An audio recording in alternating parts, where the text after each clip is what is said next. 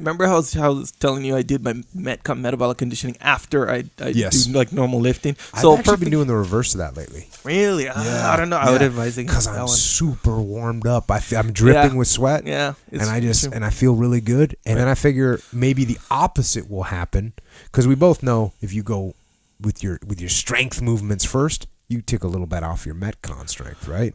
Yeah. If you do, and so that way when you do the Metcon fresh, you feel like Superman, right? Because you blasted your muscles out. So I've been doing the reverse though, where I'm doing the Metcon type first, and then I just breathe it out, and then I get onto the heavy stuff. Yeah, and I dig it. The only reason I say I dig it because you're savage like that, but consider. Because those are two. Well, it depends on what kind of lifting you're doing. Yeah. So let's say if you're lifting like for strength or muscle growth or whatever, you should do that first, because the results you seek are in line with you having full energy. You lifting. I agree with you. I actually think you're correct. And the Metcon isn't. The results of the Metcon is for you to recover from conditioning. So it's muscular conditioning. Yeah. So if you're tired going in, that's more conditioning you have to recover from. Better exercise. Yeah. So it essentially. But hey, if you want to reverse it, give your body some stuff to some stuff to deal with. It's funny because I completely agree with you, and I've only been doing this for a couple months. And you know what it was?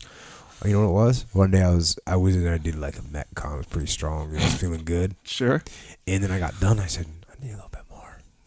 So I was like, I'm just gonna move some, something heavy. Get my lift on. And when I went heavy, I was like, man, that feels good. You know, I'm all loose, I'm all warm. Mm-hmm. And so now I've just kind of started doing it a little bit. Yeah, and if you get used to that, then it'll start to be more and more benefit. I used to run on the treadmill. I used to do like 3.5 miles, sometimes 4 miles, and then lift, just because I didn't have time, and every time I lift, I would never feel like running the mile afterwards. I do it on a treadmill. So I'd be like, you know what, I'm gonna get the running out of the way, then I'm gonna lift. Yeah.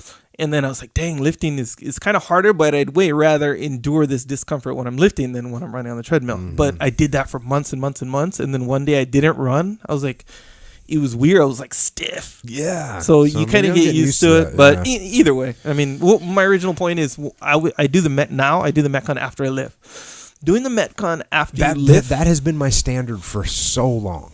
Right, but you know how you're saying do the Metcon before you lift, or you're just doing the Metcon that day? It's easier. Yeah. Because you're not as tired from lifting. Yeah. Yeah. But anyway, my original point was the Shroom Tech. So if you're doing that kind of thing, after you lift, when you're going into the Metcon, you're going to feel way better. You want to hear something cool? So a lot of times people ask me, what is your workout? Right? They want to know reps, sets, weights. Yeah. Right? Yeah. And that's cool, of course. Sure. And I haven't put it out there for. Well, I got a book. I'm putting together a book. It's like an e-book kind of thing? Actually, it's not going to be an e-book. It's going to be a real book. Hardcover. Yeah, like a real legit book. Right on. Which means it's going to take a little more time, but I'd rather do it right. But what's interesting is this is what's so cool. So people that listen to the podcast and ask and have been applying the basic principles, because I don't think I've put out a single workout. Also, people say, what do you actually eat? Right? They want to know what I had for breakfast, lunch, dinner, what I had for snacks, whatever. Yeah. All I say is like, I eat mostly, I very low carbs. I eat a lot of meat. I eat a lot of protein. I eat a lot of fat. Okay. What do you do for workouts? I get up early in the morning. I hit it hard.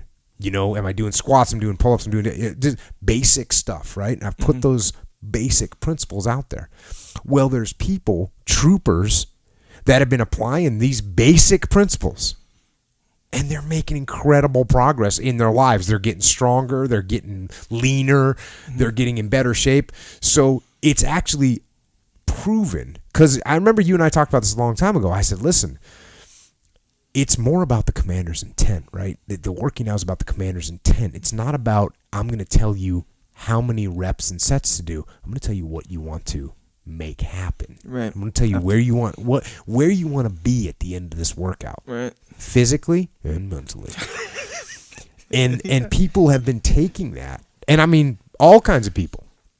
Hey, I've lost 28 pounds. I've lost 42 pounds just from applying the basic principles that and so those will be consolidated in the book so that people can follow them. And there'll be some other good stuff in the book too. Basic philosophy of Jocko philosophy. Yeah. Guess what that is. Well, that was kind of a tangent on it, wasn't it? Well, and rightly so. I think rightly so. I think yes, so. Indeed. It's consistent, right? Which actually kind of brings me to my point. The consistency is probably the most overlooked fact. Even though people know, you got to be consistent. But that's kind of everything, because everything else is variable. Like you can. Consistency is king. There's a billion different workouts. Wait, by consistency, do you mean doing the same thing, or you just mean doing it every day? Getting in there and doing it. Yeah, absolutely. Yeah, not skipping days, weeks, getting off the horse, that kind of stuff. There's a million different workouts you can do that will give you results.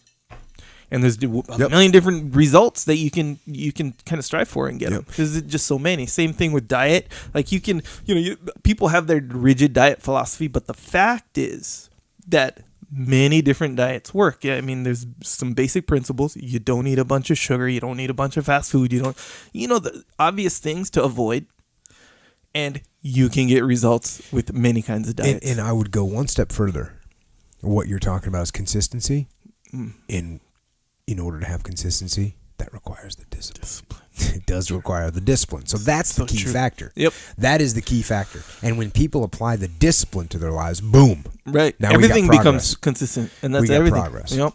So the books can come and the books can talk about that. There you go.